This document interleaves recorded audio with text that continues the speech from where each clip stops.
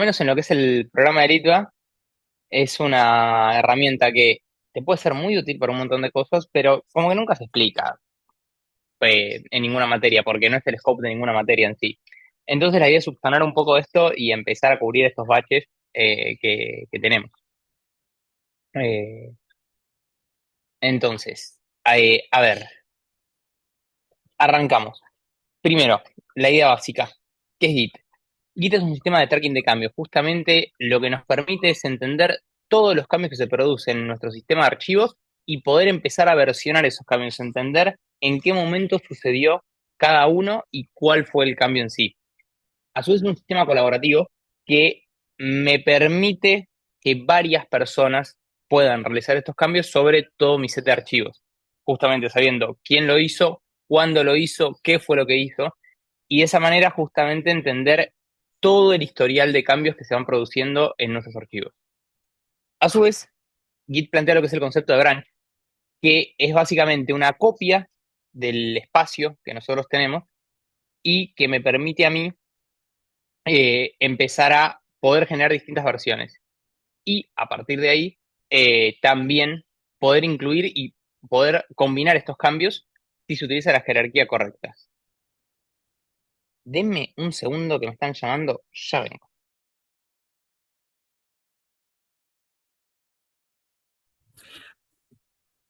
Esto de la jerarquía quizás eh, puede ser un poco sobreestimado para el alcance que puede tener el trabajo práctico uno o, bueno, incluso el trabajo práctico 2 también, quizás con algo más simple muchos se lo arreglan muy bien, pero también puede pasar lo que les decía Guido, ¿no? Entonces es como, esta es la forma más natural en la que por construcción van a evitar esos problemas que les mencionaba Guido.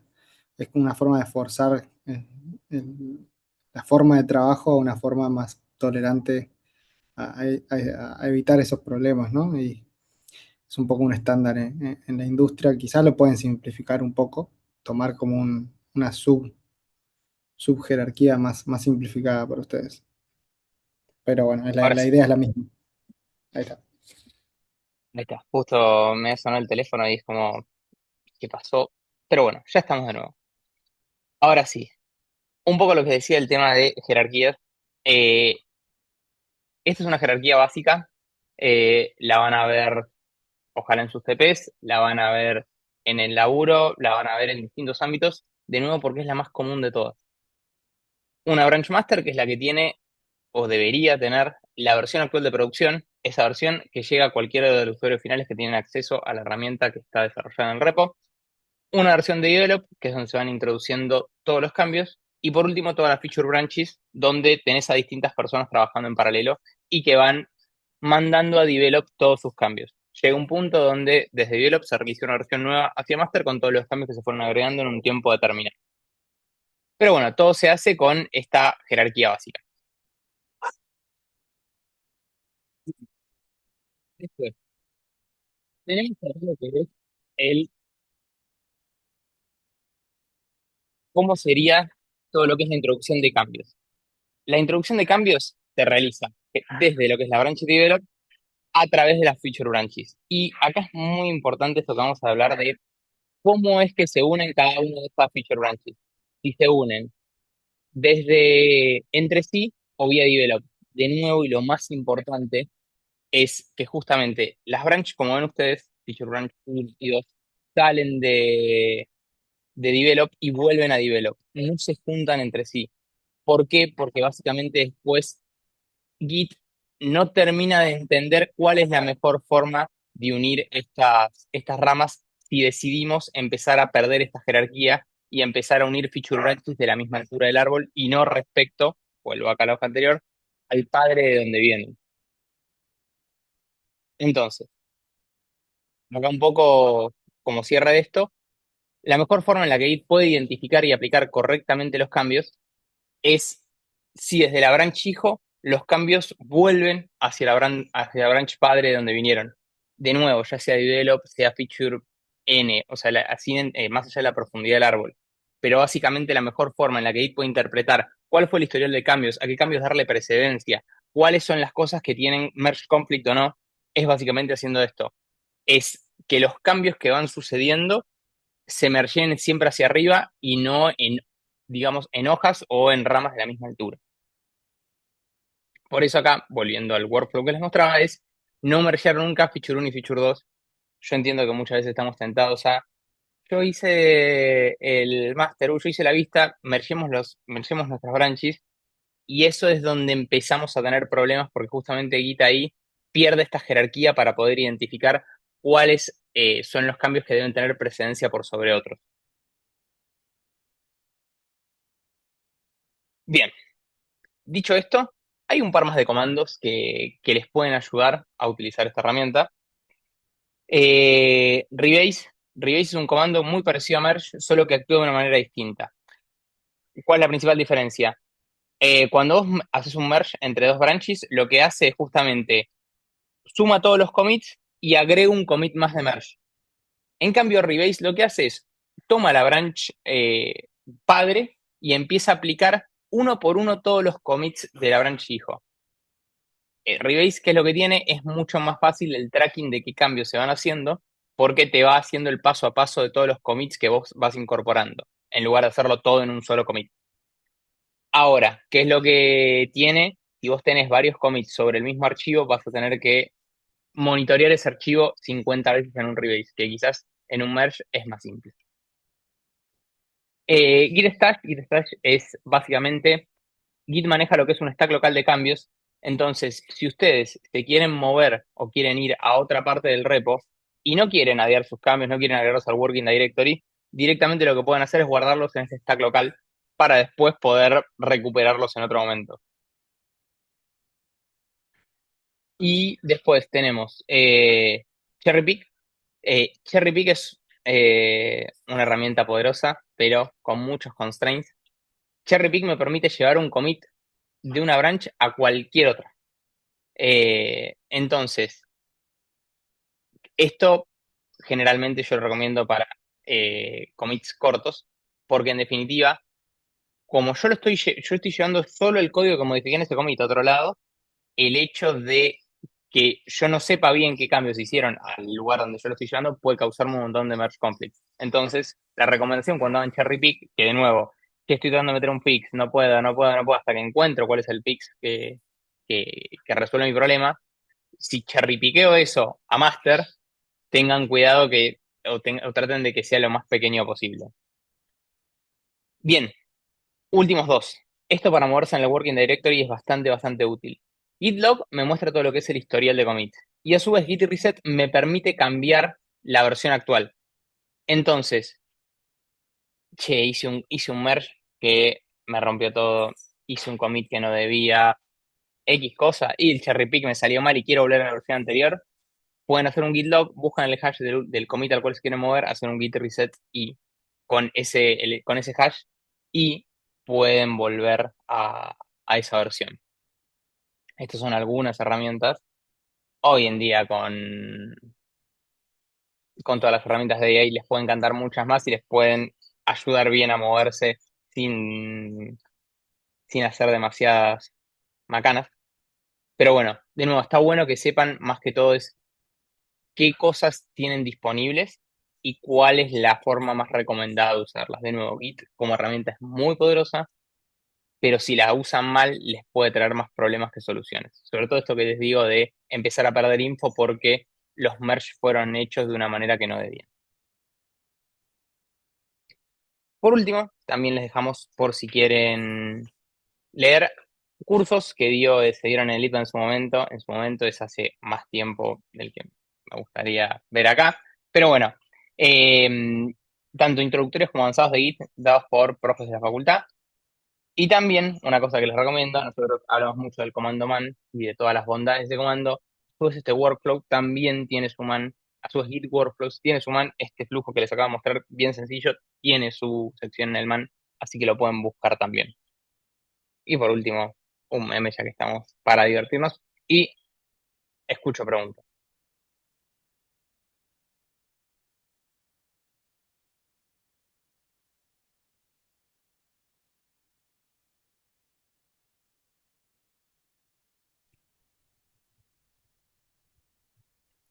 Si quieren frenar, Cada pausamos la cuatrimestre lo explico grabación. más claro, evidentemente. No, no, si quieren pausamos la grabación, si no quieren, no queda grabado, no hay preguntas tontas o sonzas, digamos, está bueno también, si quieren contar alguno, como si venían trabajando muy distinto a esto o venía con muchos problemas, les recomendamos que lo use. Eh, no sé cómo venían trabajando. Tenemos algún caso de ese como el que contó Guido que usaban Google Drive, espero que no. A ver, una cosa importante también es entender el contexto de uso. ¿A qué me refiero? Quizás para el TP1 pueden no tener tantos problemas porque no son tanta la cantidad de archivos que van a manejar. Ahora, ya cuando estén en el TP2 y tienen una cantidad de archivos mucho más grande que van a tener que hacer coexistir, un montón de cambios que se van a dar en simultáneo, ¿por qué? Porque seguramente van a necesitar paralizar el desarrollo. Entonces ahí ya va a ser más complicado mantener todo este track de cambios si no utilizan Git de la mejor manera.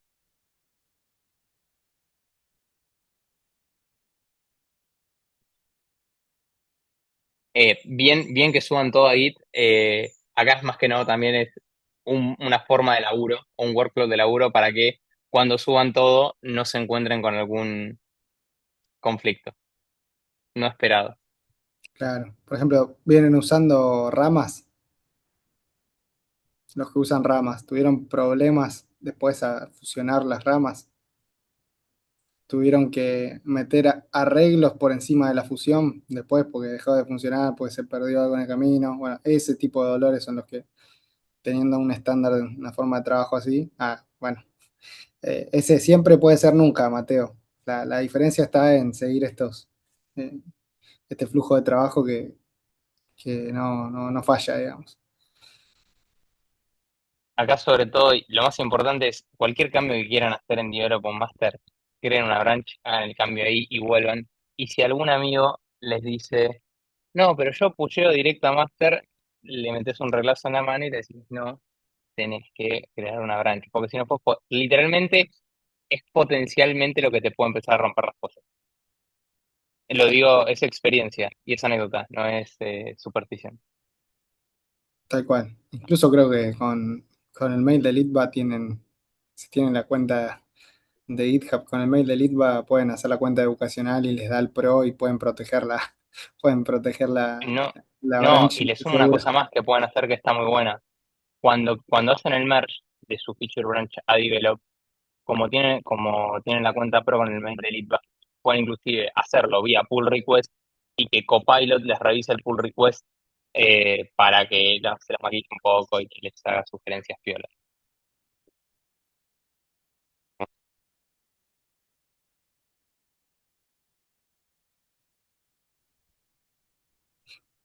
Bueno, ¿alguna Bien, otra anécdota o algo que quiera, alguien que quiera contar algo particular de esto? Les proponemos ahí que lo prueben en el TP1, si no lo, quizás ya empezaron, pero no hay problema, pueden rápidamente reestructurar la jerarquía de ramas de su TP en base a esto que les contó Guido recién. Igual, como les dije al principio, adelantamos esta clase justamente para que la tengan apenas tienen el enunciado del TP para ya ponerlo en práctica desde el TP1.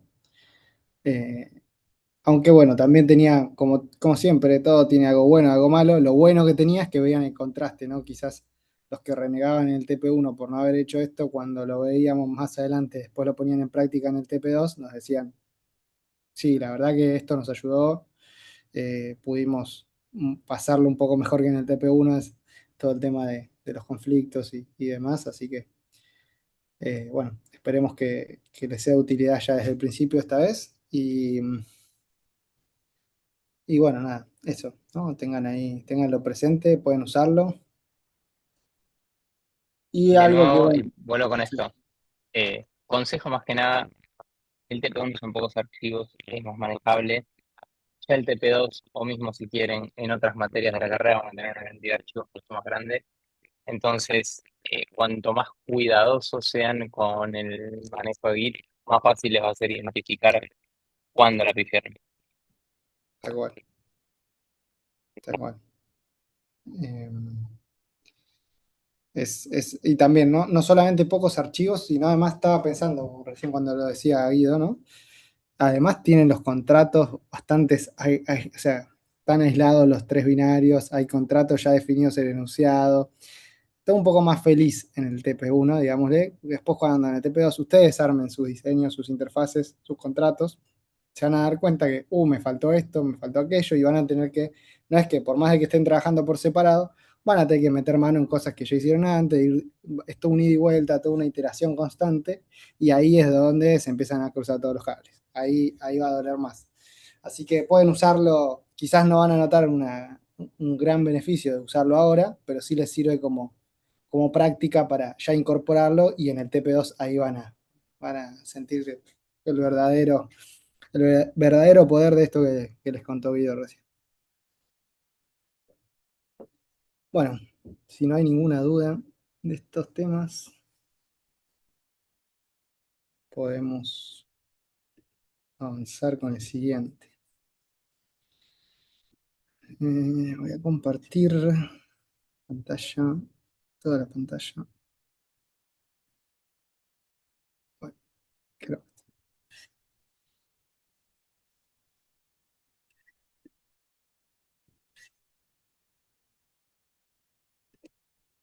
¿Se ve ahí?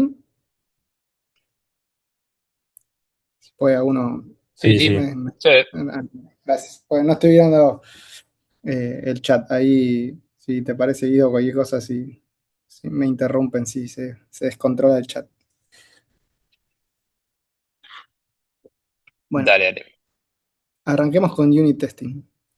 Ya ahora poniendo en práctica lo que vimos recién, van a poder tener bien ordenado su control de versionado con Git y bueno, casi todos usan GitHub también, así que ahí van a poder trabajar de forma prolija y van a poder tener menos dolores para todo lo que tiene que ver con el control de versiones.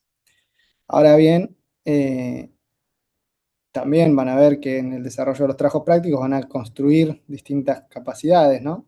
Por ejemplo, ya ni de base leyendo el enunciado van a ver que tienen tres tipos de procesos involucrados, que tienen tres tipos de binarios involucrados.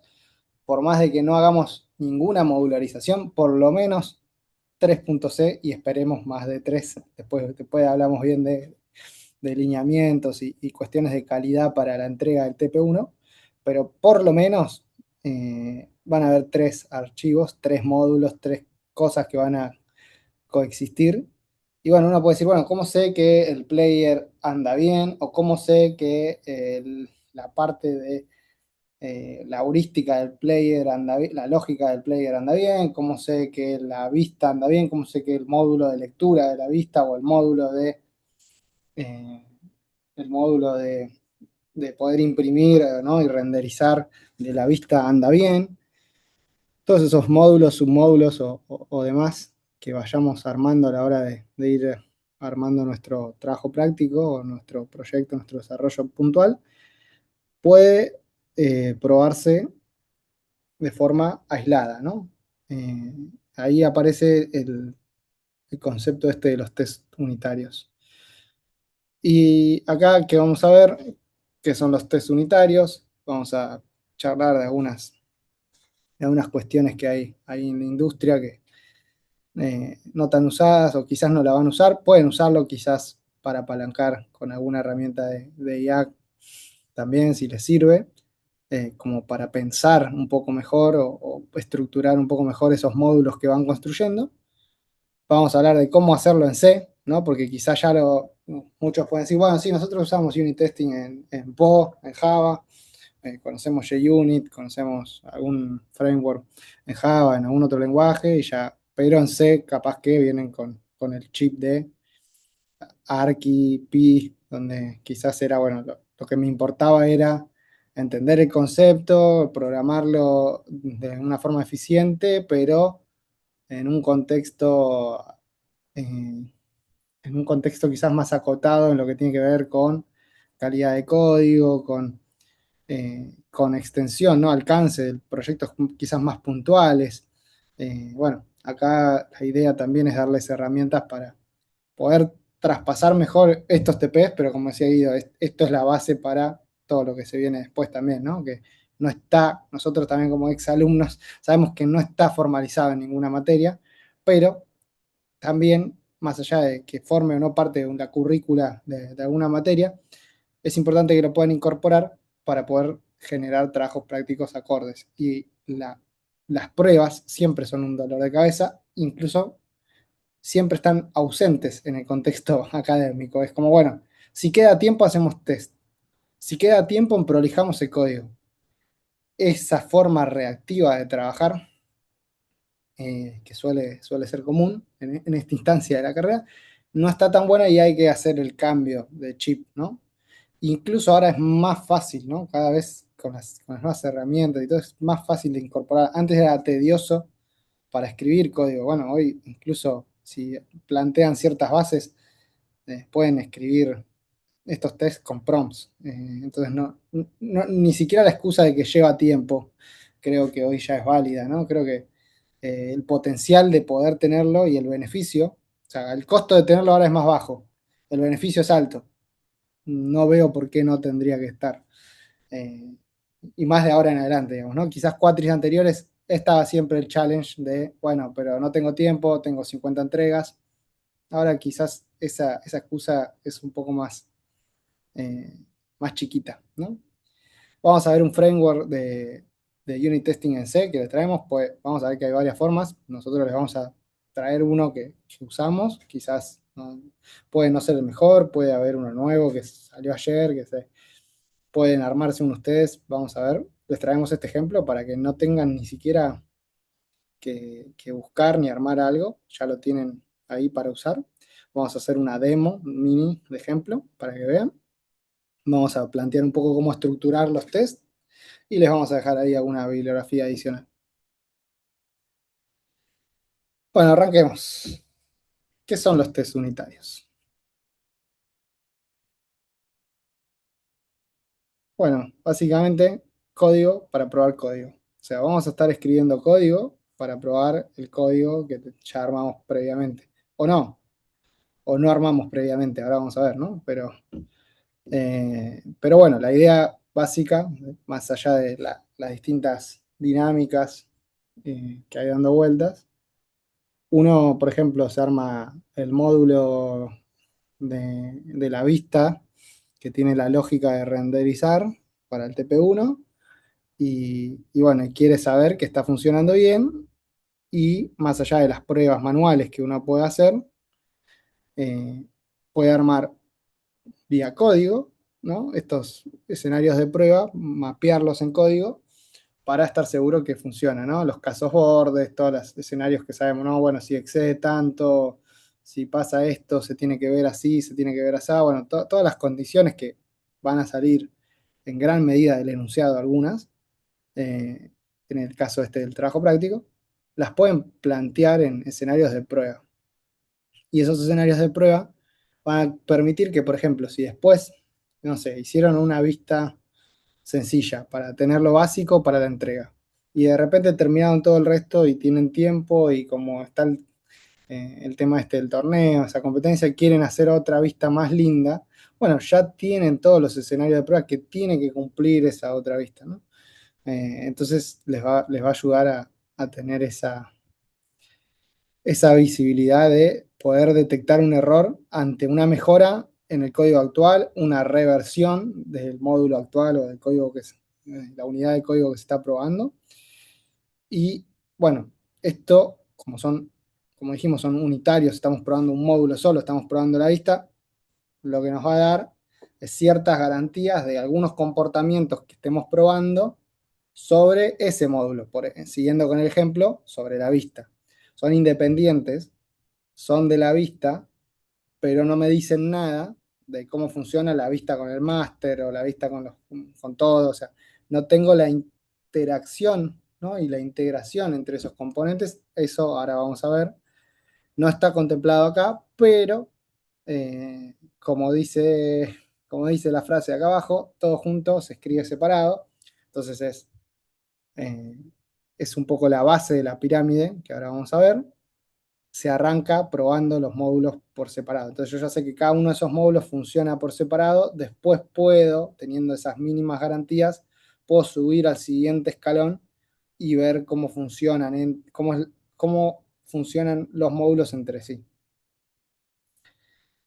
Acá tenemos la pirámide, ¿no? La base son los test unitarios, donde pruebo cada uno de estos módulos, que cada uno de estos módulos de forma aislada van a tener sus test de integración y nos van a dar garantías de eso, pero no nos van a dar ninguna garantía de cómo funcionan entre sí, cómo interactúan entre sí. Para eso existen los test de integración, que nos permiten ya probar la integración y la interacción entre dos o más módulos, ¿no? Por encima de eso, ya cuando salimos del componente entre dos componentes o tenemos varios componentes aislados funcionando entre sí en todo un flujo, podemos tener lo que son los tests end-to-end y, por ejemplo, lo que existe siempre y lo que van a hacer ustedes, vamos a hacer nosotros cuando probemos los trabajos prácticos y demás, por encima de cualquier pirámide están los test manuales, ¿no? Agarrar y empezar a probar, lo que van a hacer ustedes lo vamos a hacer nosotros también, agarrar la terminal, probar los binarios con los distintos posibles escenarios, con todos los casos de prueba que se nos ocurran o que solemos probar nosotros en las entregas que nos hacen, ¿no? Y eso ya serían test manuales. Pero más allá de los manuales, lo que queremos es atacar la base de la pirámide, que son los test unitarios, que va a ayudar mucho, sobre todo también después en el trabajo práctico 2 no va a ser este escenario hipotético que les planteaba de si me sobra tiempo, hago una vista más linda. No, vamos a ver que en el TP2 vamos a pedirle dos implementaciones de lo mismo. Entonces, ya ahí tener una batería de test unitarios sobre el comportamiento esperado para ese componente que va a tener dos implementaciones, podemos probar las dos implementaciones con la misma batería de test unitarios.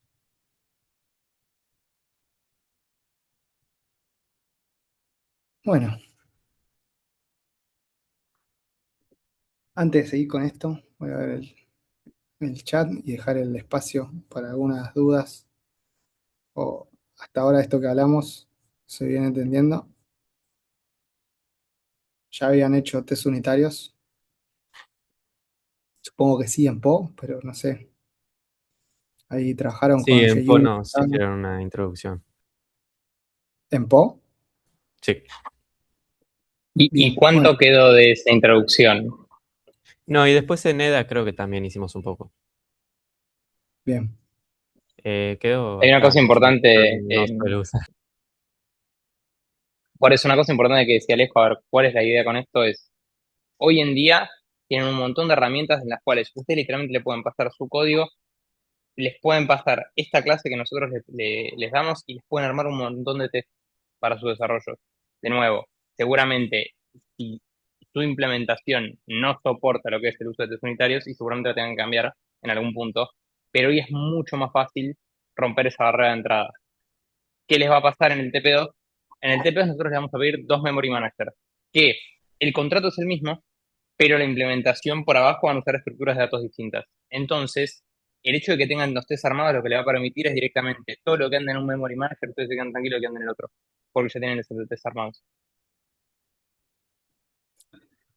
Sí, tal cual. Es increíble. Esto es un cambio de la forma de pensar y de ver el desarrollo en sí, ¿no? O sea, entender que el desarrollo no es solamente el código, es todo. Es el análisis, ¿no? Que ahora en el TP1, como decía, quizás los contratos, las firmas ya están bastante cocinadas.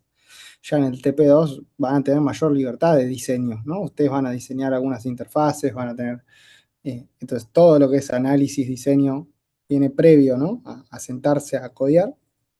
Después la implementación en sí, con la calidad que pueda tener, la eficiencia, todo lo que ya vamos a ir viendo y que en parte ya conocen. Pero después está esto de cómo pruebo lo que implementé, ¿no? Y cómo garantizo que eso que implementé funciona o sigue funcionando si después le introduzco cambios. Y, y bueno, y de la mano con todo esto, un poco lo que les contó Guido antes de el workflow de trabajo en Git que ayuda a organizar todo esto, ¿no? Em, bueno, seguimos.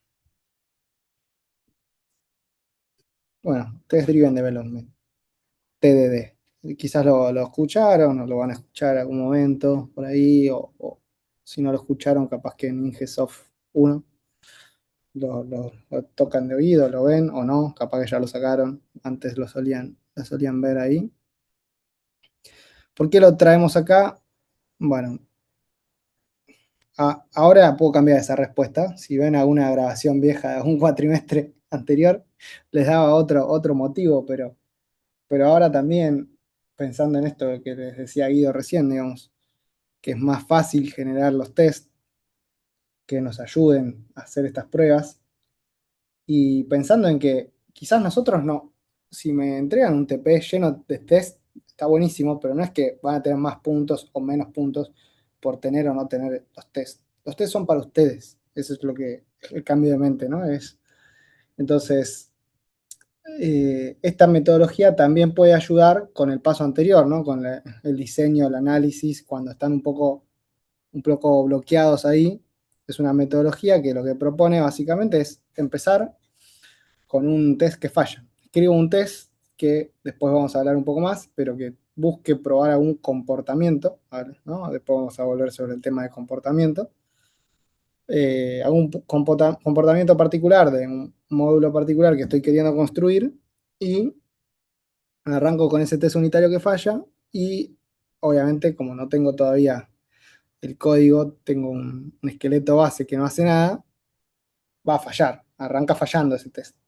Empiezo a escribir el código para que ese test pase.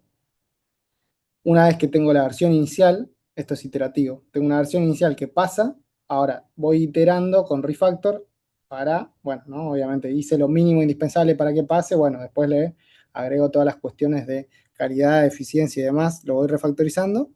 Cuando ya no lo puedo refactorizar más, paso de vuelta a pensar en un siguiente escenario, un siguiente caso de prueba y vuelvo de vuelta a hacer lo mismo, ¿no? Así hasta que no tengo más escenarios de prueba. Es una metodología de trabajo donde se empieza al revés, ¿no? En vez de primero hago el módulo, después hago los tests, acá arranco con los tests, después voy generando el código. Es particular, no les decimos que lo usen, pero se los presentamos, o sea, puede ser, a algunas personas les resulta más cómodo usar esto, a otras no. Es una herramienta más que se las comentamos para que lo pongan en práctica si les sirve para empezar con una hoja en blanco y no sé por dónde arrancar y tengo un enunciado que me da algún hint de algunos comportamientos o cosas que necesito, puede ayudar por ese lado para empezar a arrancar a trabajar. Un poco esto, ¿no? Red Green Refactor.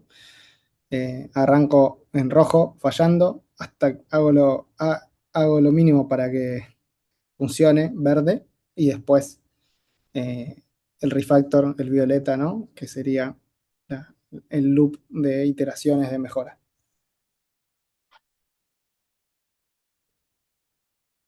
Bueno, luego de haber comentado esta metodología para que la tengan ahí en su caja de herramientas para la hora de sentarse a hacer test, vamos a ver cómo hacemos testing en C, ¿no? Que quizás ya ahí comentaron que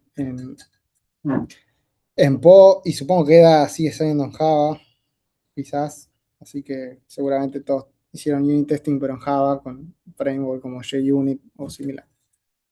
¿Cómo hacemos en C? Bueno, en C podemos usar la macro assert, que la deben conocer de pi. Ahora vamos a charlar un poco más de qué tiene de bueno, qué tiene de malo cada uno de estos. Después, como todo en C, hazlo tú mismo. Se pueden hacer su propio framework de testing en C. O pueden usar un framework de un tercero, que es lo que nosotros le traemos un ejemplo y una propuesta para usar acá. Ahora bien, MacroCert, la primera de estas opciones. Acá seguramente pasan los cuatris, pasan los años, pero las diapositivas de Pi siguen siendo la misma. Hay alguno que me confirme que sigue siendo la misma. Eh, ¿Qué les dirían en Pi, no? O qué les contaron en Pi sobre la MacroCert? Esto que nos decían acá, solo para debugging, nunca en la versión final. ¿Por qué sería? ¿Qué tiene, qué tiene esta MacroCert que no nos sirve tanto? O sí, no sé, cuéntenme ustedes qué se acuerdan. Que detiene, si da mal, detiene la ejecución, ¿no? Exacto. Ante la primera falla se detiene, ¿no? Se aborta la ejecución.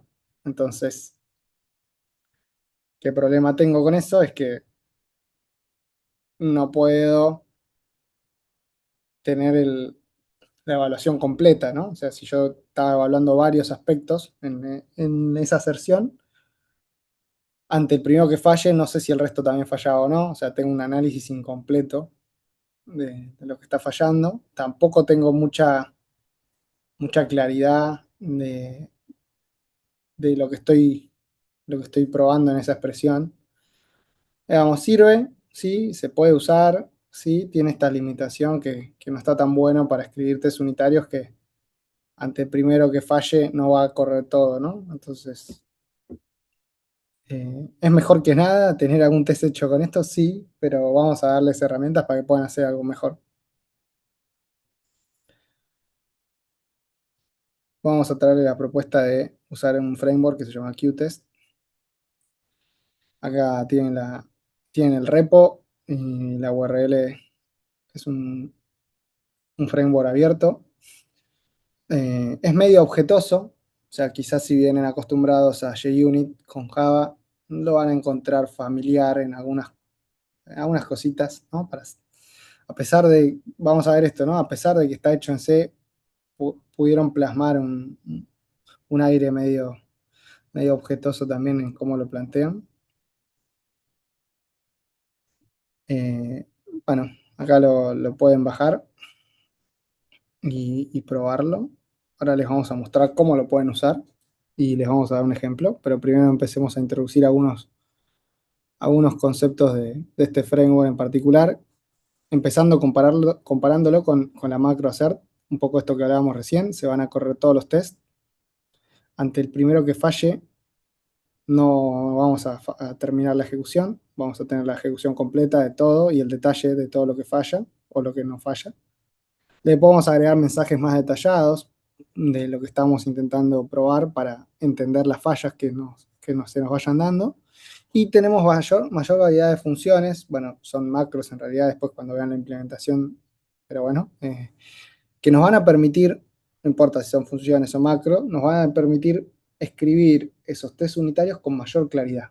Y esto es sumamente importante. Nosotros vamos a ver que es sumamente importante también cambiar el chip a la hora de escribir código y escribir código que esté autodocumentado.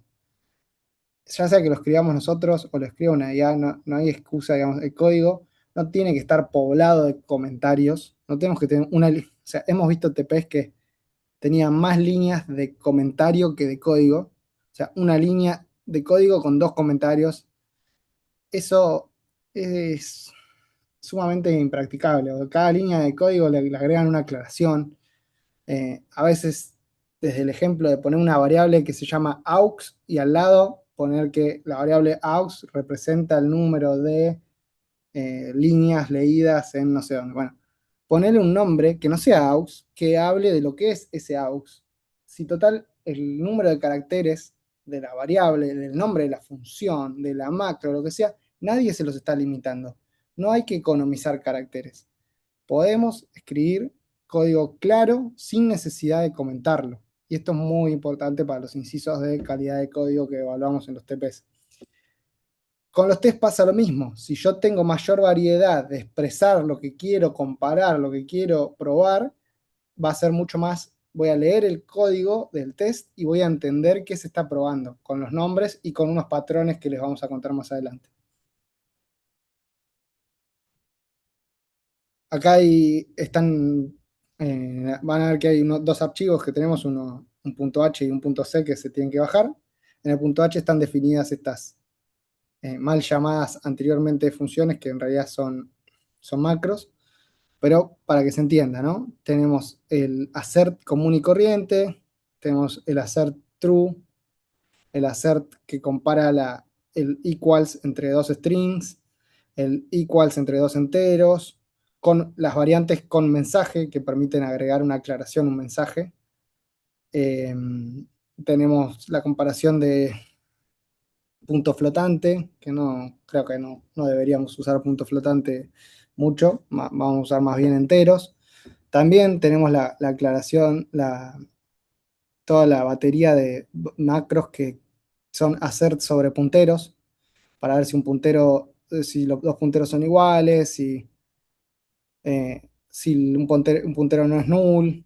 Y bueno, y quizás alguno me va a decir, bueno, pero con los de arriba lo podía probar también. Sí, obviamente, pero yo ya sé que lo que estás comparando son punteros, que estás viendo si es nulo o no es nulo. O sea, también me da otra claridad en lo que estoy buscando en esa prueba, a la forma de escribirlo. Y bueno, esto de que se le puede poner un mensaje del personalizado de lo que estoy esperando, ¿no?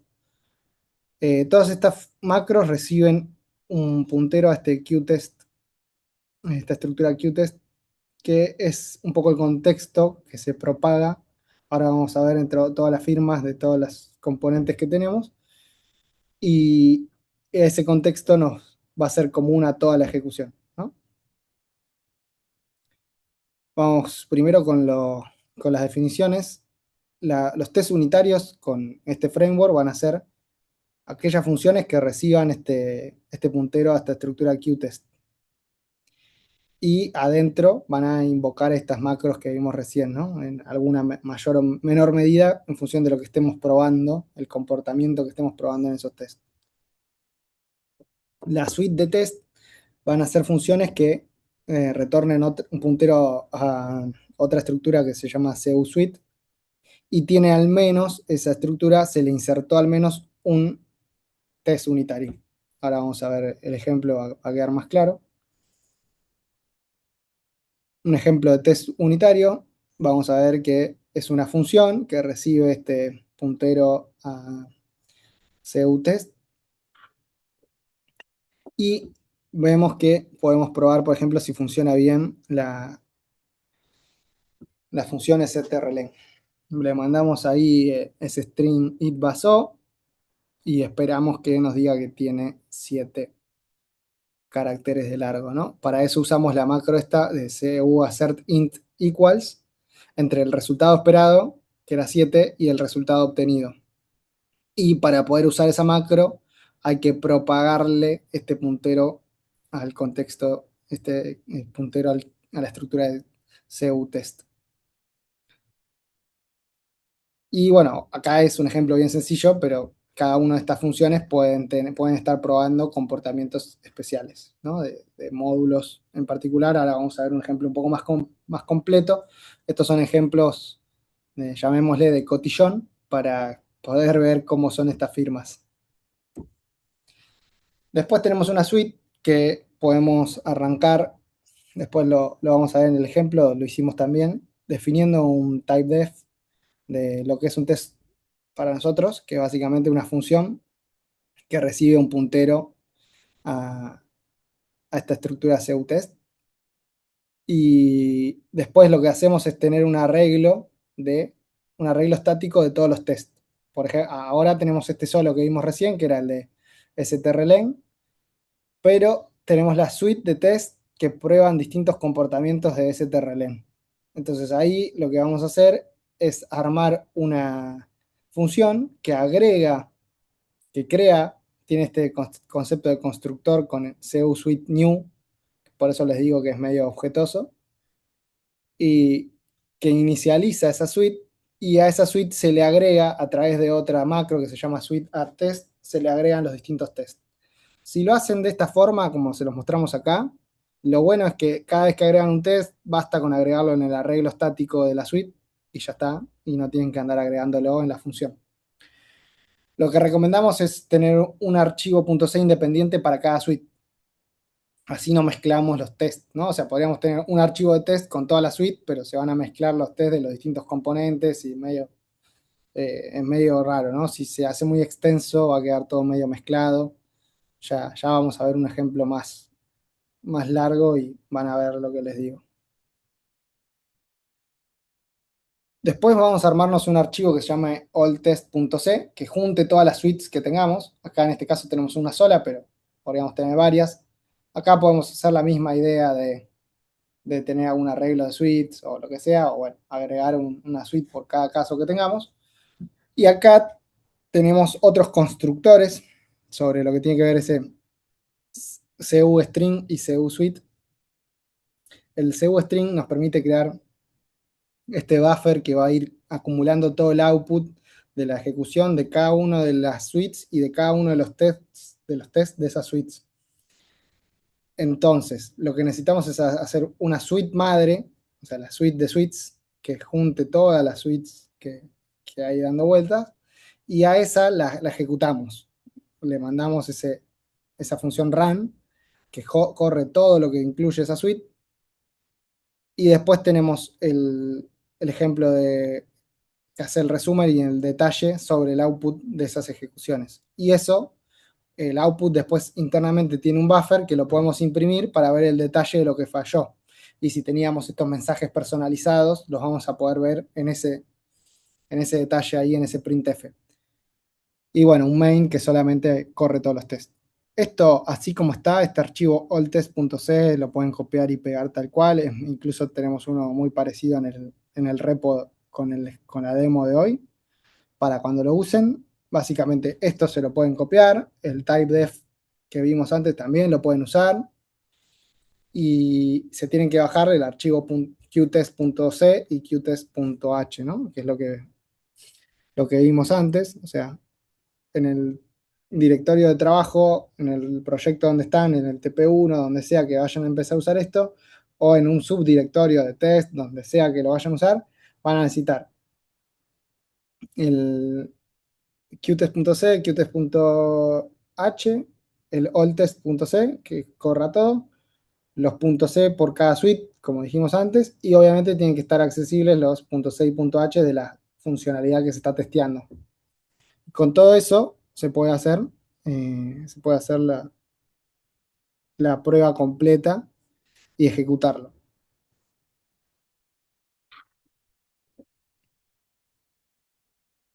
Antes de pasar a la estructura, vamos a hacer otra pequeña pausa y a ver si se viene entendiendo.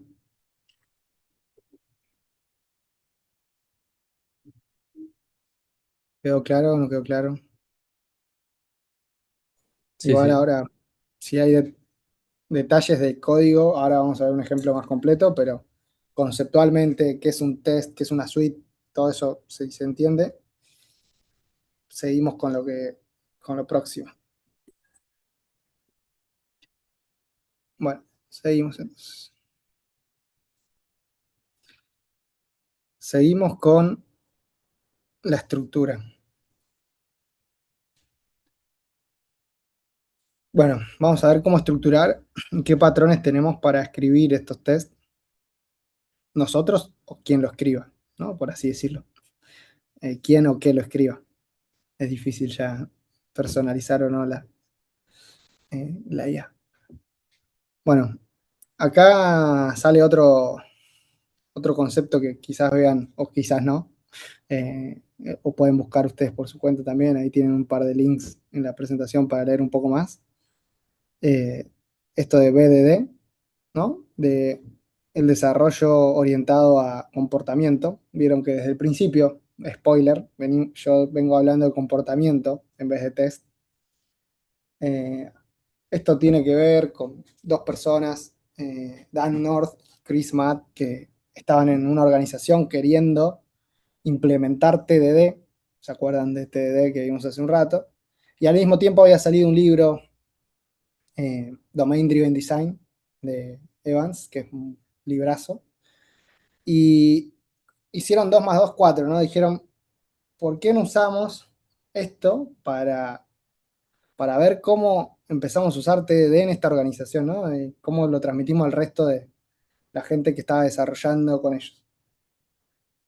Y ahí determinaron que, bueno, en el dominio de lo que tiene que ver con el testing es un poco más grato hablar o pensar en términos de comportamiento más que de test, ¿no? De prueba. Porque en realidad lo que estoy buscando es ver o expresar un comportamiento, ¿no? Como desde un requerimiento, pensando que yo como X quiero Y para Z, cómo eso se lleva al código con algo que me dé garantías sobre ese comportamiento puntual. Y bueno, de la mano con eso salen estos dos patrones que hay dando vueltas para estructurarlo pensando en estos comportamientos que busco probar, que son given, when, then y arrange, act y assert. Son básicamente lo mismo, pero nos permiten pensar en estos tres pasos adentro de mi test unitario, que es given, todas las precondiciones que se tienen que dar, when, cuando un evento particular ocurre, y en el then, todas las aserciones o cosas que quiero garantizar dado ese evento con esas precondiciones. Y de la otra forma, pero con otro nombre, que todas las letras empiezan con A, pero es la misma idea, ¿no? Pueden usar cualquiera de las dos. Esta estructura les va a ayudar a escribir un test, si lo escriben ustedes, o a usarlo como una rule para cualquier tipo de agente o IA que les ayude a escribirlo. Bueno, organizarlo siguiendo este patrón y va a ser más fácil también de leerlo y comprobar que está haciendo lo que quiero que haga, ¿no? Va a ser más fácil de estructurarlo y de verlo. Es una buena práctica y es una ayuda que les traemos acá para poder estructurar y armar esos tests. También, de vuelta, no entro mucho en los detalles sobre estas metodologías porque sé que probablemente después lo ven en ingeniería de software y, y bueno, nada. Solamente como varias de las clases que vamos a tener en esta parte práctica de sistemas operativos son clases prácticas bien de guías de uso donde introducimos un tema, les traemos herramientas, les damos ayudas, pero son como guías base para que después ustedes se sienten a experimentar y a codear y armar y poner la cola en la silla y trabajar. Eso es lo que necesitamos que hagan con todo. No es que les vamos a dar todo resuelto. En general, en todo, también para el TP2 van a ver, vamos a hacer una presentación de, bueno, esto es un Memory Manager, así funciona, existen este tipo de cosas, pero les vamos a dar un montón de links y recursos para que ustedes vean más, exploren más y hagan todo ese trabajo de investigar. Les estructuramos o les ayudamos con algunas cosas, les damos muchas herramientas, pero ustedes tienen que ser el hilo conductor de todas esas cosas. Bueno, arranquemos con la demo. Para la demo tenemos un repo que es anterior al repo de la materia, pues me van a decir, ¿por qué? Si tenemos el repo de la materia, tenemos un repo con el ejemplo, bueno, quedó de antes de tener un repo de la materia, teníamos ya este repo de unit testing con este ejemplo. Lo tienen por acá, ahora igual les comparto el link por el chat.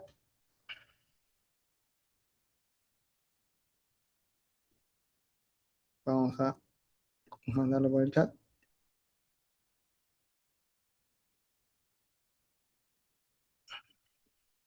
Y vamos a ver el código.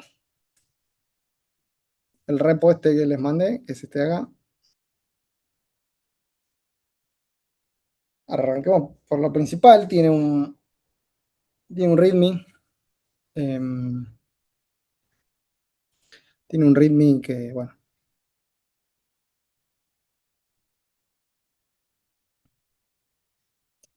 tiene un poco las dependencias. En este caso, nosotros usamos GCC, pero este quedó hecho con Clang, pero es independiente.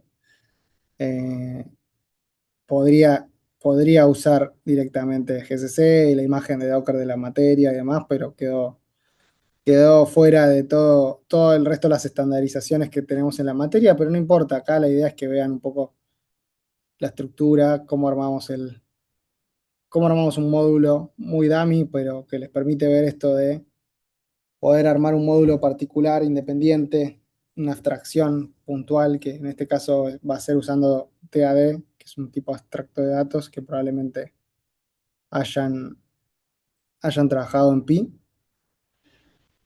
Y cómo usamos este framework de Qtest, ¿no? Para probar esa abstracción, ese módulo. También, bueno, usamos Qtest, usamos Silan. Acá usa CPP Check y PBS Studio. Después vamos a hablar sobre esto para el análisis estático de código. Ahora estamos usando más bien PBS solamente. Y también usa como formatter Silan Format, que esto es independiente del compilador de Silan. O sea, el Silan Format es otra tool. El Silan es el Silan Compiler es una cosa, Silan Format es otra cosa. Este formatter lo que permite es estandarizar. Uno puede crear un archivito, acá este punto Silan Format, un YAML que tiene todas las reglas, ¿no? De, por ejemplo, quiero que las líneas tengan hasta 120 de largo, quiero la indentación de 4. Bueno, todo ese tipo de reglas de formato de código que se pueden estandarizar eh, sobre los paréntesis, los brackets. Y esto permite que se corre. O sea, quizás una persona del equipo está acostumbrado a intentar o trabajar de una forma, otro de otra, y después es una mezcla de formatos de código, así como es una mezcla de estilos de código. Cualquiera de esas inconsistencias no son buenas. Hay que mantener reglas dentro de un proyecto. Entonces, si en ese proyecto trabajamos de cierta forma, ¿no? Esto sería como si vamos a hacer un informe en un Google Doc y uno escribe un tipo de letra, con un color, con un espaciado distinto, el otro, pero todos estamos hablando de lo mismo. Entonces queda una mezcla de estilo. Bueno, el equivalente de eso horrible que si pueden imaginar en un informe escrito todo distinto, entre partes, incluso si uno va y arregla el párrafo del otro, lo escribe con otra forma y me queda una parte de un color con una corrección de otro color y otra letra y en mayúscula, en minúscula. Algo así es equivalente a hacer eso en el código y es lo que hacen normalmente cuando escriben código ustedes.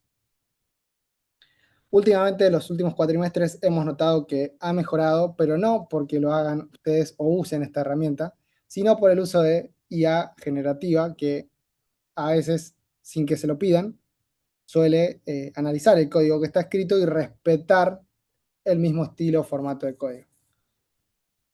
Pero ya sea que cualquiera de los casos, tener esto formalizado, este esquema con este archivo de reglas, también es un hint para, si ustedes no lo hacen, correr el formateador y se arregle solo.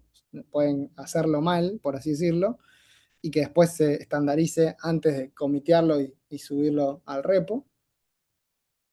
O puede ser la rule para que lo respete lo que sea que lo esté codiando. Entonces, esto es sumamente clave.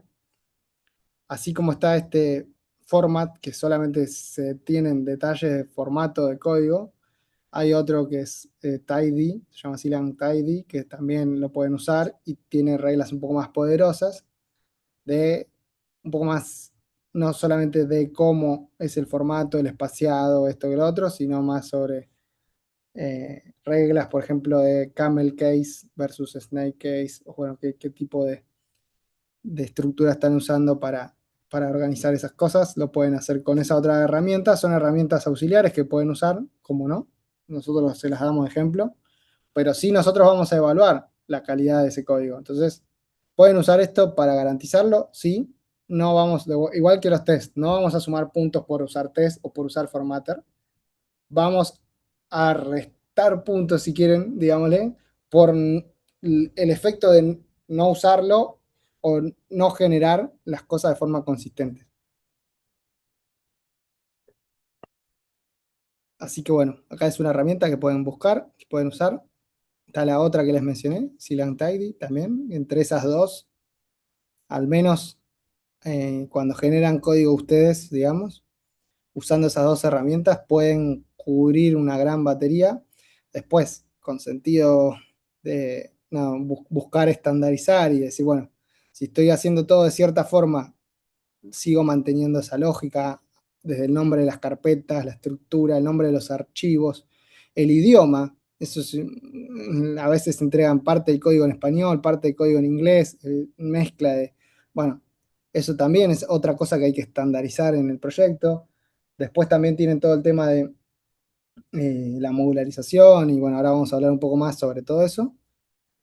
Y a final de cuentas, todo esto, lo que hablamos al principio, ¿no? El tema de que el código sea autodocumentado, que no esté lleno de comentarios, esas cosas quizás no las van a poder controlar con estas herramientas, pero estas herramientas sí les van a controlar varias de otras cosas que son menos, menos visibles por ustedes, ¿no? A veces es difícil, ¿no? Diferenciar un tab de dos, de cuatro, si son archivos diferentes, va a ser más difícil que el ojo humano lo agarre en una revisión entre ustedes. Mejor tenerlo estandarizado y con algo que se los pueda arreglar automáticamente. Ahora sí, empecemos por acá. Todo empieza por este TAD que armamos de lo que es un Memory Manager, que lo vamos a ver bien en detalle qué es un Memory Manager para el TP2, pero bueno, acá lo que importa es que es un componente que administra memoria, no importa muy bien ahora los detalles, después lo vamos a volver a ver. Pero básicamente para construirlo, acá lo que se propone en este repo es usar un ADT o TAD, que seguramente han trabajado mucho en Pi, que nos permite encapsular y abstraernos, ¿no? En un módulo que tenga y respete una interfaz, un contrato, que es este punto H, y que después yo pueda tener distintas implementaciones, ¿no? Parecido a lo que hacíamos, bueno, hacían en Po, trabajando en Java, programando contra interfaces, ¿no? Un poco esa es la idea. Esto que les contaba Guido de voy a tener un contrato de Memory Manager en el TP2 y les voy a pedir dos implementaciones. Bueno, voy a tener un punto H y dos puntos C, si quieren, ¿no? Para que se entienda, pero que hacen lo mismo. Bueno, ¿cómo lo logramos esto en C? Armando un puntero, una estructura de un tipo concreto de datos que todavía no tengo definido, ¿no? Y con ese puntero armo toda la firma, ¿no? Acá vamos a ver que tengo también un constructor que crea la estructura, que recibe la memoria para esa estructura y que recibe la memoria a administrar en este caso, porque es un memory manager. Y después las distintas funciones, en este caso tiene una sola, que es reservar memoria, y reservar memoria recibe como primer parámetro el puntero del TAD y la cantidad de memoria que quiero reservar como primer parámetro útil, digámosle, del TAD, de la función alloc memory de este TAD. Tengo una pregunta. Sí, Los const de la primera función, ¿qué hacen? esta función. Sí. Los const no usaron este modificador en Pi. Sí, pero digo, ¿por qué es? O sea, eso lo que dice es que el puntero es constante, pero en realidad en una función no podés cambiarlo, ¿no? No podés cambiarlos. O sea, tendría sentido poner const a la izquierda de void, porque decís, ok, no podés cambiar el valor derecho, pero ahí decís como que no podés cambiar la dirección de memoria, pero se pasa por copia o no. O quizás hace algo que no sé. Me perdiste. Perdón, ¿eh? Estoy tratando de seguirte. O O sea, sea, sí, dale, dale. ese parámetro se pasa una copia de la dirección de memoria. Y ese const no dice que es constante esa copia. Es como que no tiene sentido porque es una copia.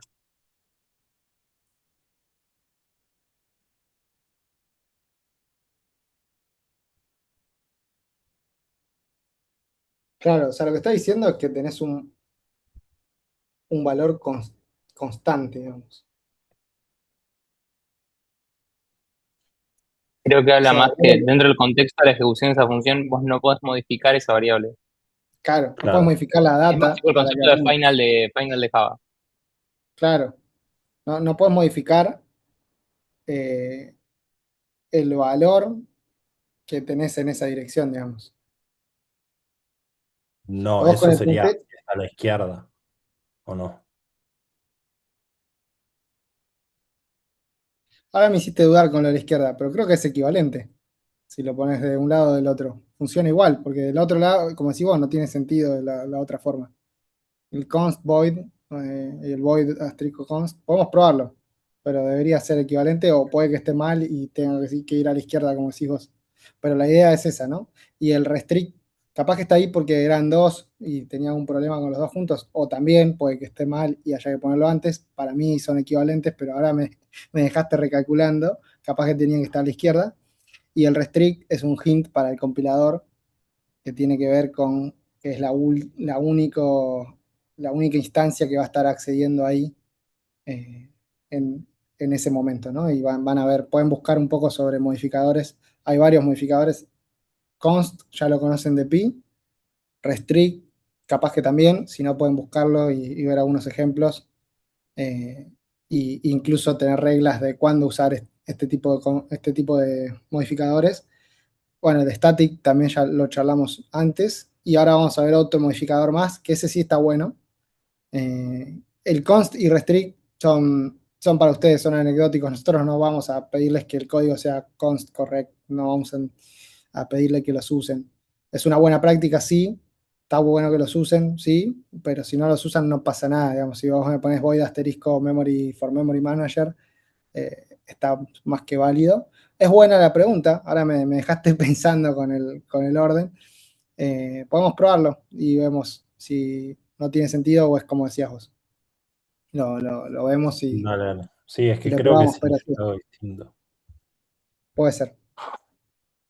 Pero está bueno que traigas el tema de los modificadores, porque a veces me olvido de mencionar que no lo pedimos y ven este ejemplo y después se preocupan por poner todos los modificadores y a veces los usan mal y como puede ser acá, como decís vos, pero a veces lo usan mal y les traen más dolor de cabeza que otra cosa. Está bueno que los usen, pero tratemos de usarlo bien o al menos que no les moleste, no les termine generando un dolor en la implementación que ustedes hagan, sino que al contrario los ayuden a prevenir y que se generen warnings sobre cosas que no queremos que sucedan, que es lo que, o que les den hint, por ejemplo, está este de restrict y otro que vamos a ver ahora que es inline, que son hints para el compilador o el preprocesador, y ahí nos ayudan un poco en la eficiencia, pero son detalles que no importan, ¿no? Para el trabajo práctico, la entrega final, no les vamos a pedir que los usen correctamente ni que los usen directamente. Pero es buena la observación, lo podemos llevar para revisar y está bueno para que se hagan ese tipo de preguntas, ¿no? Porque ahora también, ¿no? Estamos con las herramientas de GenAI, cada vez código generado por IA y no por ustedes, o código que ven en internet, ¿no? O código que vean por ahí dando vueltas, está bueno preguntarse, ¿no? Che, ¿qué hace este const acá? ¿Cómo funciona, ¿no? Y ese pensamiento crítico como el de recién creo que es fundamental, ¿no? Así que está bueno que nos preguntemos esas cosas. Ahora, si te parece, seguimos con el resto de la demo para no cortarla y después lo investigamos bien porque me dejaste pensando. Bueno, pero se entiende el concepto de TAD, sí es un concepto que conozcan, ¿no? Confírmenme por acá.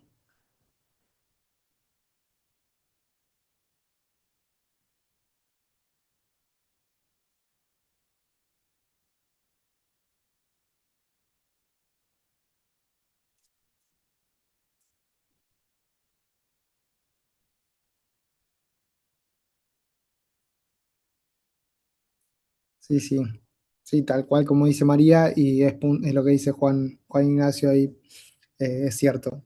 El orden ahí puede ser que haya quedado mal. Pero fuera del tema del const y el orden, que si es así podemos sumar un commit cambiando el orden. Eh, el uso de TAD es algo conocido por ustedes, confirmen que saben lo que es un TAD, que han escrito un TAD, porque de todo eso se basa esta demo. Bien, buenísimo. Excelente. A veces a un cuatri me dijeron, no, no sabemos lo que es un TAD, no lo vimos en Pi, entonces hago la pregunta porque se complica así, ¿no? Bueno, tenemos este punto H y en este caso tenemos un solo punto C, pero podríamos tener dos. Eh, como les dijo Guido, el spoiler era, lo que cambia es la estructura de datos que vamos a usar en esas dos implementaciones. Entonces, internamente el tipo concreto de dato va a tener algo distinto en los dos puntos C que vamos a generar en el TP2, ¿no? En uno podemos usar un árbol, en otro podemos usar una cola o usar una lista, o hay distintas estructuras de datos y vamos a tener dos. Cada uno va a tener un CDT diferente. Bueno, adentro del punto H definimos el tipo concreto de datos y la implementación. Acá básicamente recibimos ya el, el puntero por parámetro en constructor que nos va a dar el puntero a la ADT y lo vamos a inicializar con la memoria que vamos a administrar. Y básicamente, como muy simple, la función de reservar memoria lo único que va a hacer es agarrar ese puntero que me estoy guardando en la estructura y la va a ir corriendo en función de la memoria que me estás pidiendo. Muy, muy sencillo. No hace nada más que eso. Bien dummy.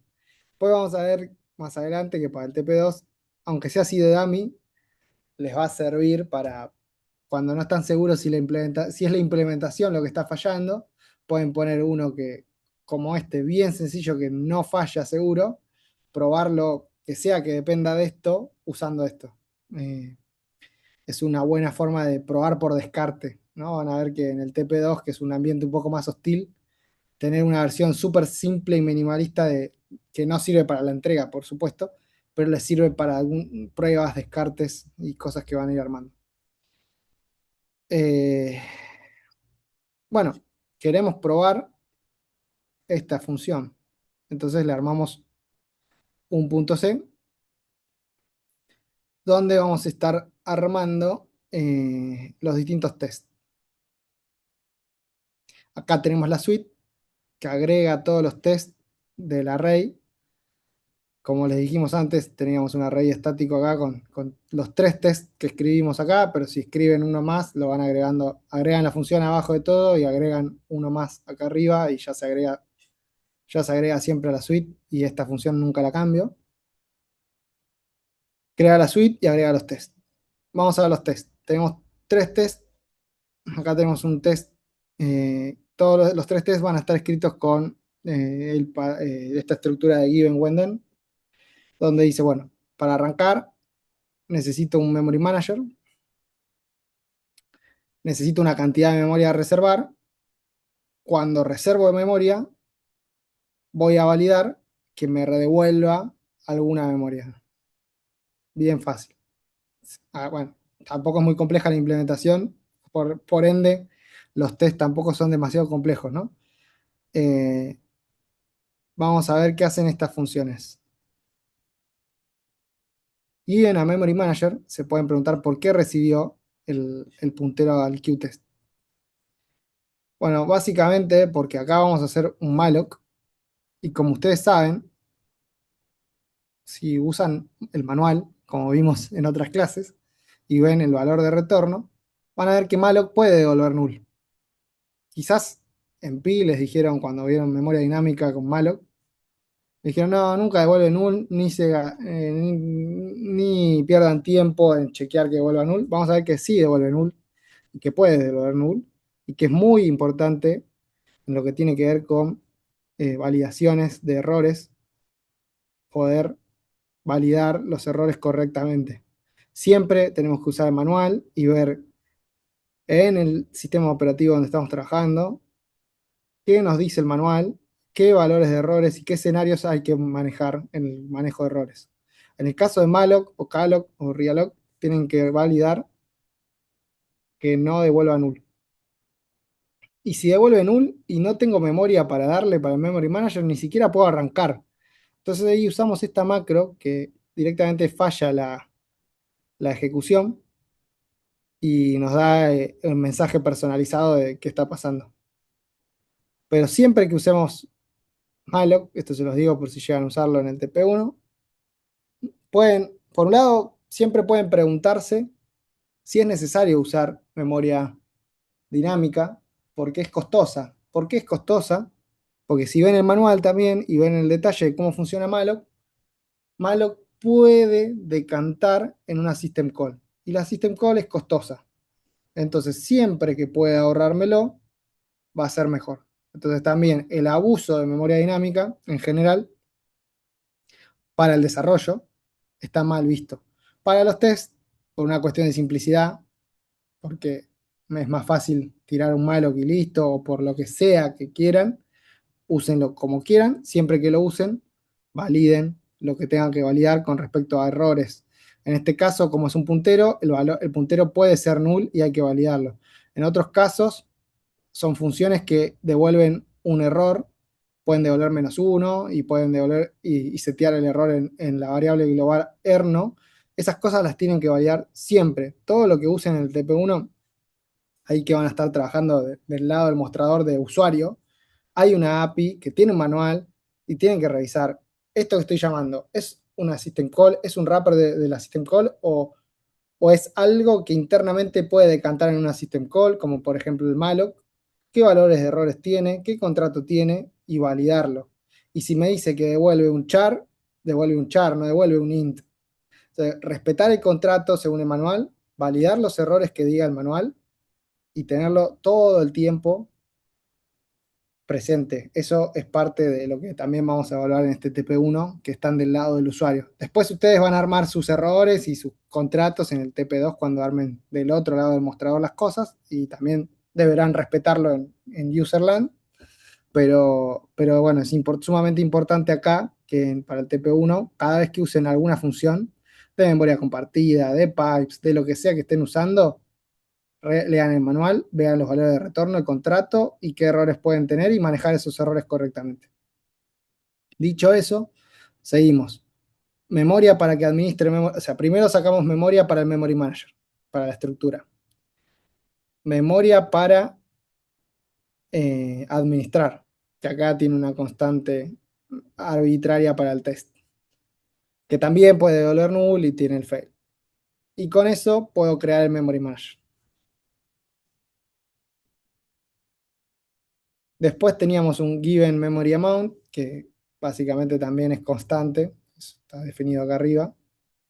Está definido la memoria del memory manager y el allocation size. Con eso tenemos las precondiciones. Tengo un memory manager creado, que no es null ningún puntero, y que funciona, por así decirlo, que fue una creación exitosa. Tengo una cantidad de memoria para reservar. Reservo. Ahora vamos a ver que la reservación lo único que hace es llamar a la lock con el memory manager y la cantidad de memoria para reservar. Y me voy a fijar que haya memoria retornada en ese evento. Que lo único que va a hacer en este caso es ver que el puntero que me devuelva no sea null. Tan simple como eso, ¿no? Quizás van a decir, bueno, Alejo, se te fue un poco la mano acá con la modularización para respetar la estructura given when then con parametrización y modularización en funciones. Y tanto llamada función puede no ser eficiente, ¿no? Quizás alguno esté pensando eso. Si no lo pensó, está bueno pensarlo. Y acá es donde aparece el otro modificador, este inline, que, como siempre, hablando mal y pronto, para que se entienda el concepto, pero no es válido lo que voy a decir, pero para que se entienda el concepto, es como una macro, ¿no? Es decir, bueno, Lo que va a decir esto es al preprocesador siempre que puedas, al preprocesador del compilador, siempre que puedas, agarrá y llévate esto inline a donde lo estoy usando. Entonces, en vez de escribir todo el código ese que escribí en varias funciones repartidas, escribirlo todo en uno, al tiempo de compilación puede que sea lo mismo que si hubiesen escrito todo lo que vimos recién, acá uno abajo del otro.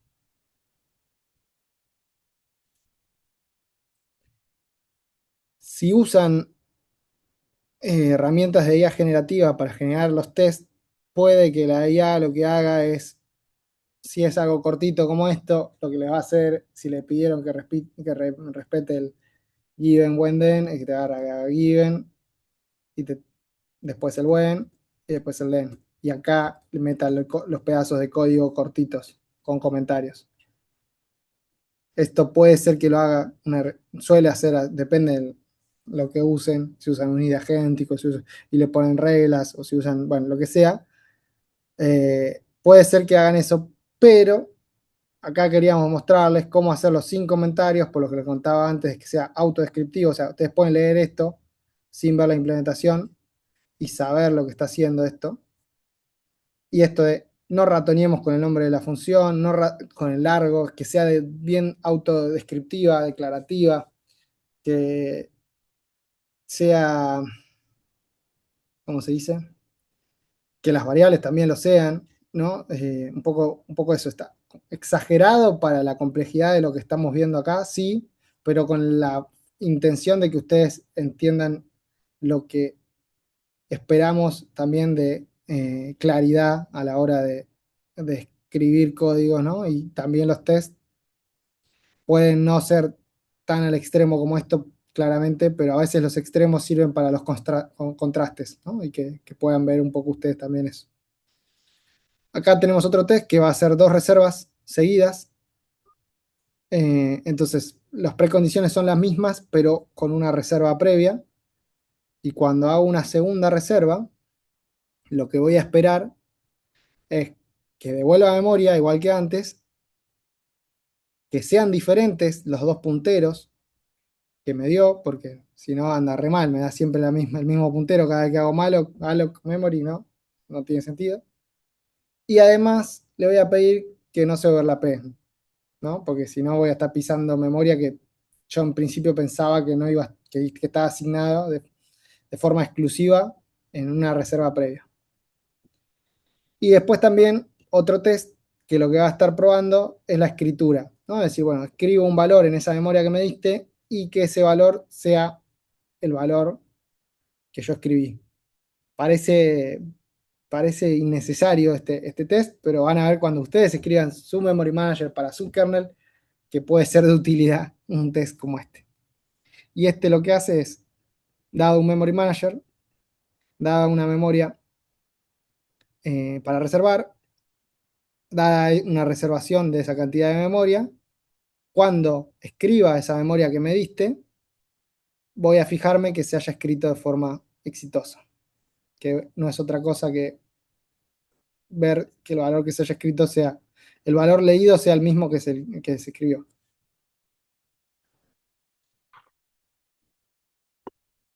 Bueno, esos son todos los tests, son 3 tests sobre este tipo abstracto de datos bien sencillo con esta implementación dummy. Y, y tiene estos 3 tests también bastante sencillos. Se pueden escribir muchos más. Probablemente si ustedes lo hacen para el TP2, cuando armen su Memory Manager, se les van a ocurrir unos cuantos tests más y los podrían sumar.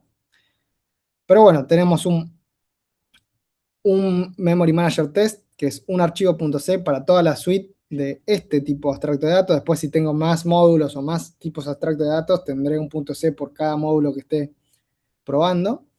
Después tienen, bueno, el qtest.c y qtest.h que se descargan del repo que les compartimos. Y tienen un alltest.c, que es lo que vimos antes, que agrega la suite acá. Hace el run, summary details y el printf del buffer de salida.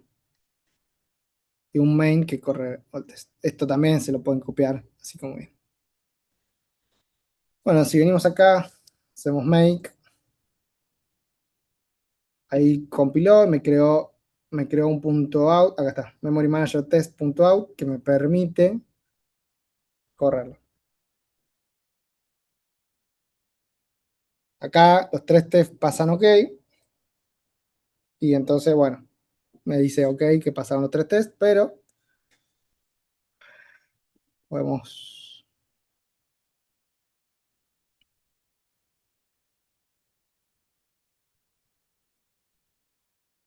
podemos hacer un cambio acá y decir que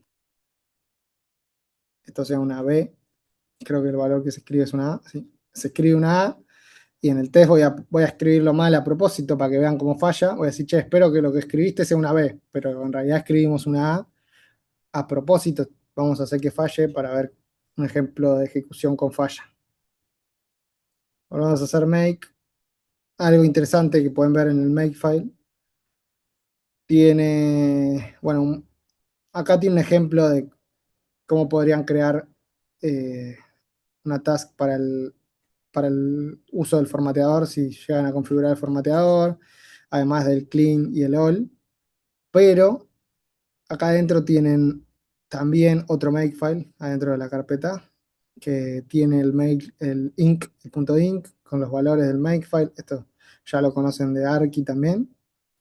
Pero bueno, lo bueno del makefile es que, digamos, solamente es diferencial, ¿no? Si yo hago cambios en un archivo .c, me vuelve a generar compilar, link, editar, la diferencia esa y no todo, ¿no? O sea, lo que no deberían hacer es que siempre sea un make clean, make all y que todo se tenga que borrar para volver a generarse, porque es medio ineficiente y es bastante, en el TP2, que es un TP más extenso, se nota bastante cuando el makefile está medio flojo de papeles. Pero bueno, estamos acá probando que falle. Acá vemos que el tercer test falló. Me lo indica acá primero en este es el summary. Y acá está el detail. El detail dice, bueno, falló. Bueno, lo malo de agregarlo con un ciclo for, como hicimos, es que te lo pone así. Pero bueno, si lo ponen uno por uno, capaz que el detalle acá es un poco más lindo. Pero bueno, acá te dice que esperaba un 98 en ASCII, pero tuvo un 97, ¿no? Que el 98 es la B, el 97 es la A. Y bueno, el detalle acá mira, corrí 3, de los 3 fallaron, pasaron 2 y falló uno. Esto es muy parecido a lo que ya conocen de JUnit con Java. Un poco más primitivo, obviamente, pero la misma idea. Bueno, unos detalles más del repo antes de irme acá, pero quiero ver si hay alguna duda. ¿Se entendió más o menos cómo se armó?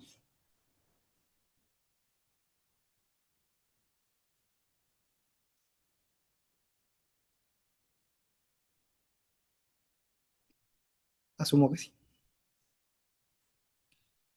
Bueno, después acá, comentarios, dejamos un repo de ejemplo, cómo se pueden armar sobre Git, no sobre GitHub. Recuerden diferenciar Git, ¿no? El programa Git de la aplicación GitHub, ¿no? Como son dos cosas distintas.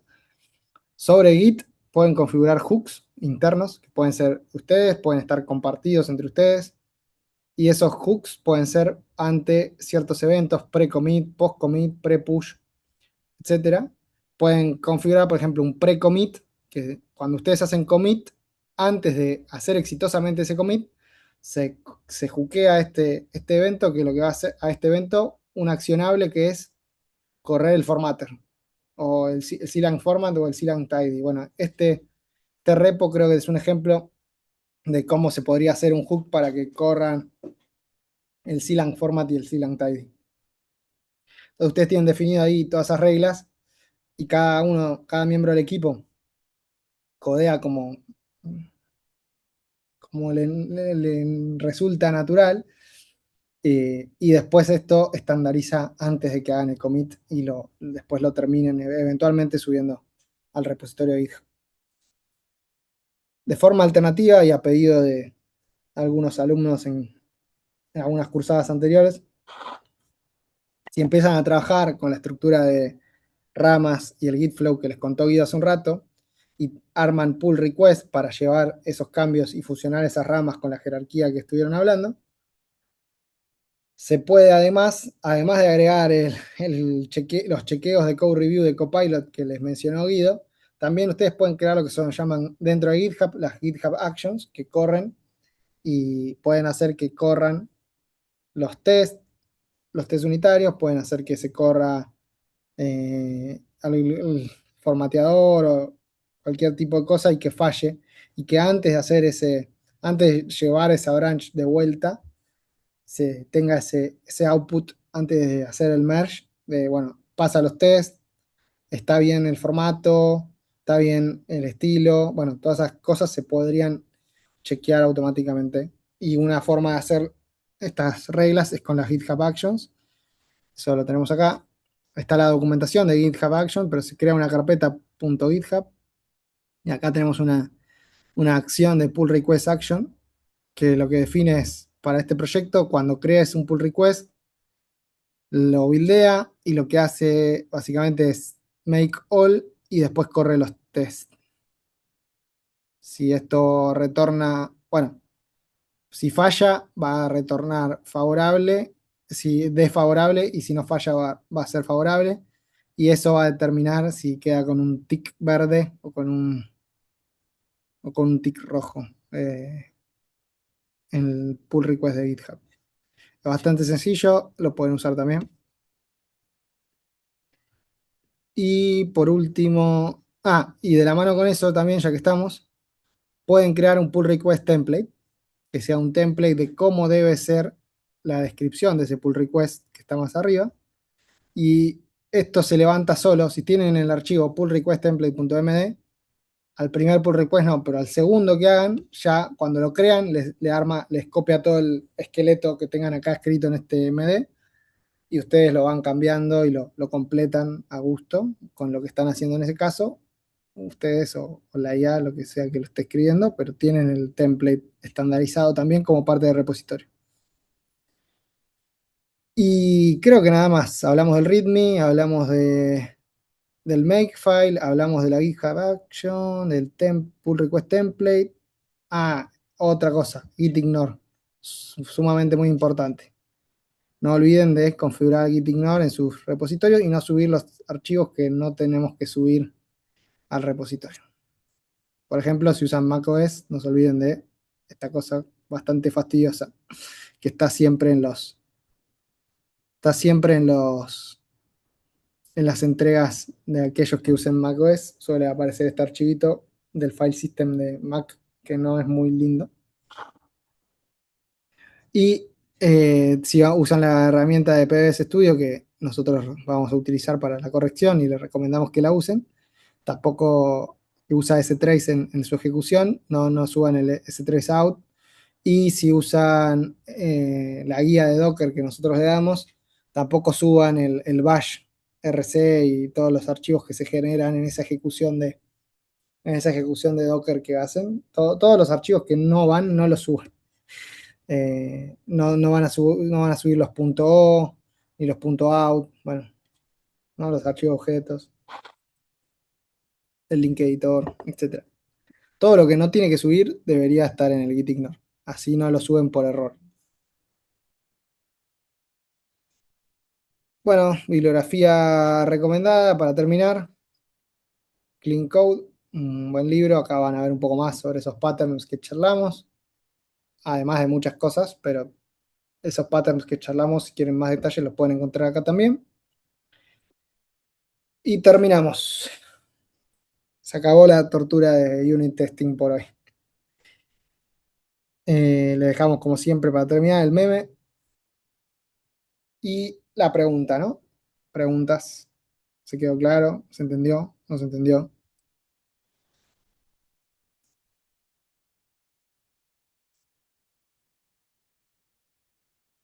Ya los perdimos.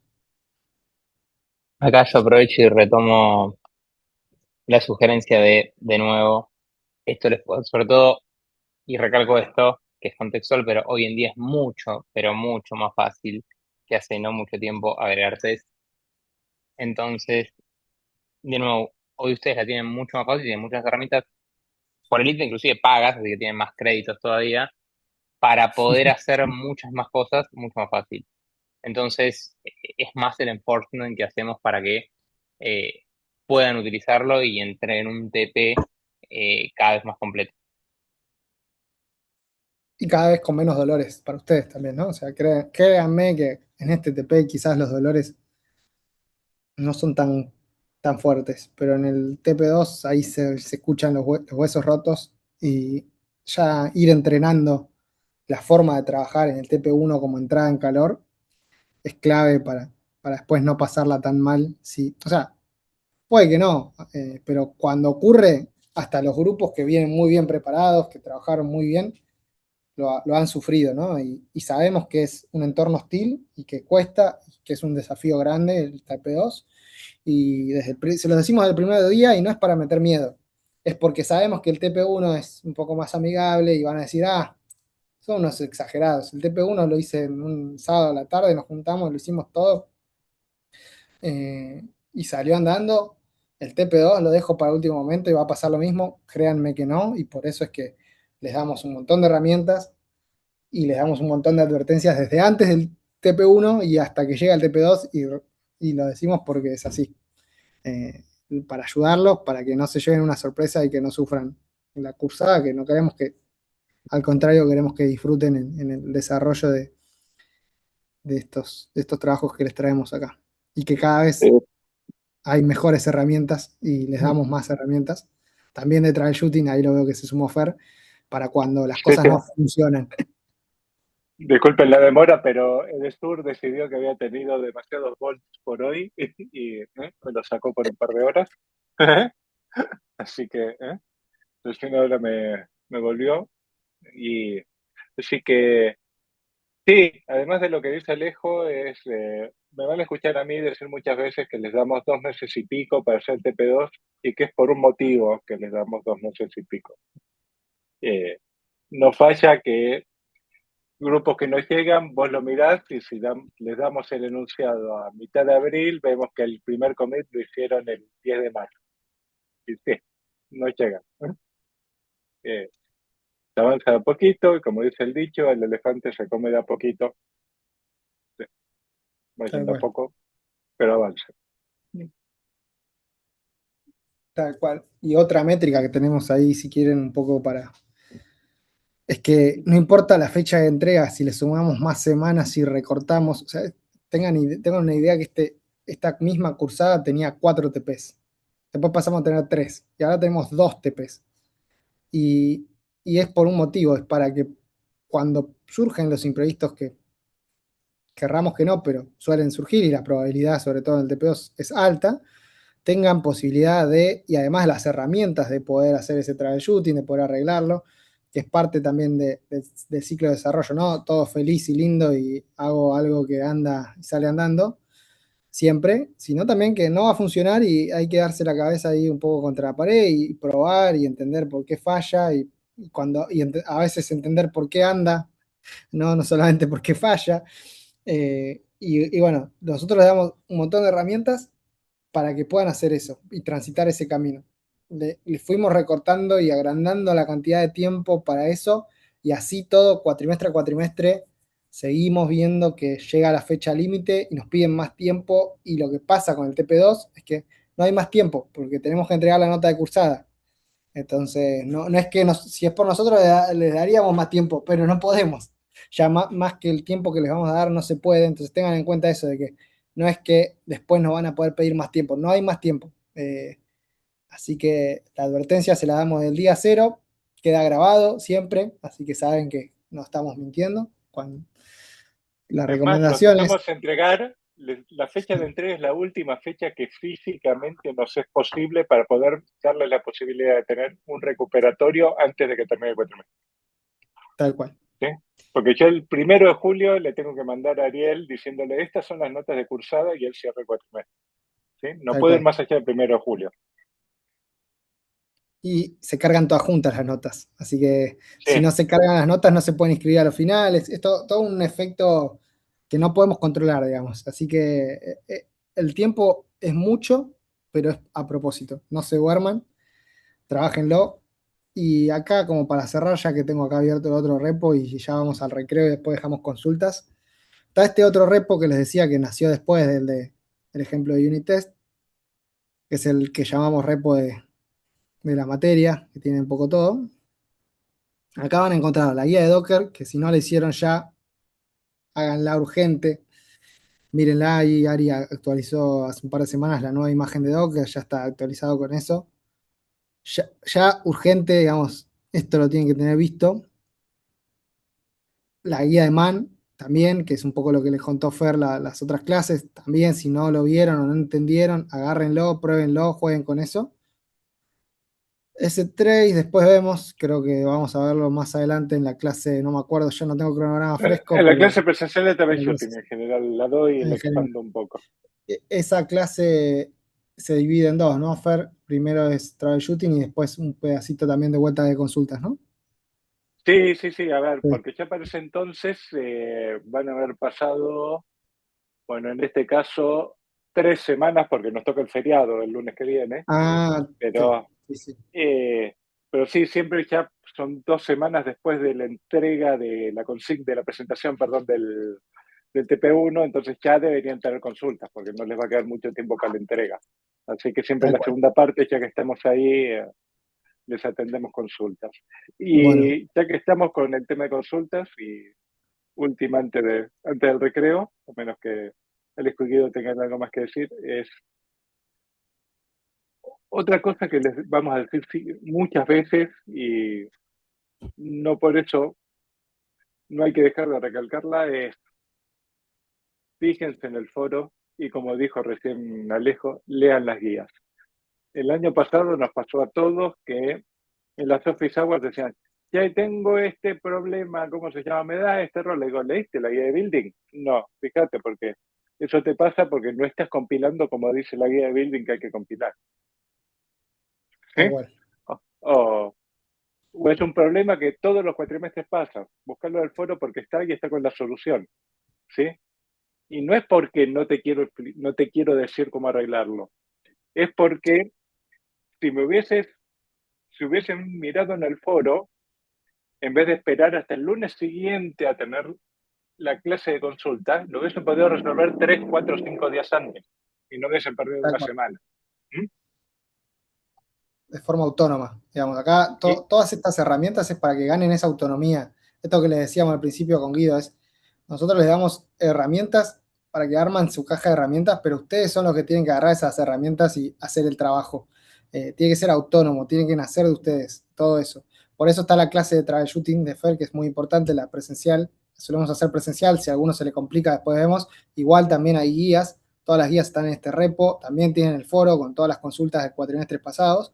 De todas estas guías, como le dije, la de Docker ya debería recontrastar, si no lo hicieron urgente, mírenla. La de Man también, si no entendieron lo que mostró Fede o quieren ver, también tienen la de Man de vuelta, esta tendría que ya estar vista. Y esta empiecen a verla ya, también la de herramienta de análisis estático de código, que tiene sobre todo la de PBS Studio, que les va a ayudar con lo que vimos hace un rato, ¿no? No hay una guía de formatter, si quieren ejemplo de formatter, tienen el otro repo este que tiene un ejemplo que vimos recién, pero de la herramienta de análisis estático de código, acá tienen la de PBS Studio, que no les pedimos que lo usen, pero de vuelta les ayuda a ustedes para analizar ese código y les puede decir, che, mirá, estás accediendo eh, fuera de los límites de la red. Che, no es análisis dinámico como otras herramientas que vamos a usar, que vamos a ver también, como el caso de Valgrind para el análisis de errores en lo que tiene que ver con el manejo de memoria y demás, que les vamos también a recomendar y decir que usen, porque nosotros lo vamos a usar para corregir. Estas herramientas las claro, usamos para corregir. no les vamos a pedir que la usen, pero nosotros lo usamos para corregir y si encuentra errores les bajamos puntos. Exacto. O sea, está todo acá, es todo transparente, ¿no? No hay ninguna trampa. Nosotros le damos todo para que puedan ir llevando la materia de la mejor manera posible y como les recalcaba desde el principio, desde que empezó Guido con los temas de Git y el workflow y después con los test unitarios, es un cambio de chip, lo sabemos. O sea, en el caso, nosotros sabemos cómo vienen trabajando desde antes, porque estuvimos ahí con Guido y Gonza. Gonza hace menos que nosotros, pero sabemos que a partir de ahora, y como Fer les dice siempre, ya tercer año, bueno, es un cambio de la forma de trabajar que se va a ir dando y se va acercando más a un proyecto real, ¿no? Y no tanto al cotillón bueno, estoy probando haciendo una pruebita de concepto. Ya es un trabajo con un estándar de calidad un poco mayor que les va a ayudar a no. En este caso, y nos vemos forzados en esta materia a hacerlo, porque después viene el dolor, con el TP2 que tiene una mayor complejidad y un entorno más hostil. Entonces, es porque no queda otra. Si es por mí, digo, bueno, no gasto el tiempo dándole todo esto porque digo, bueno, que lo vean en otro lado, que no lo ven, porque sabemos que no lo ven. Es para ustedes. Todo esto es para ustedes como poder transitar esto de la mejor forma. Y ahora voy a cortar la grabación acá, salvo que haya alguna duda de todo esto último que hablamos, y podemos hacer el recreo y dejamos el último tramo para consultas.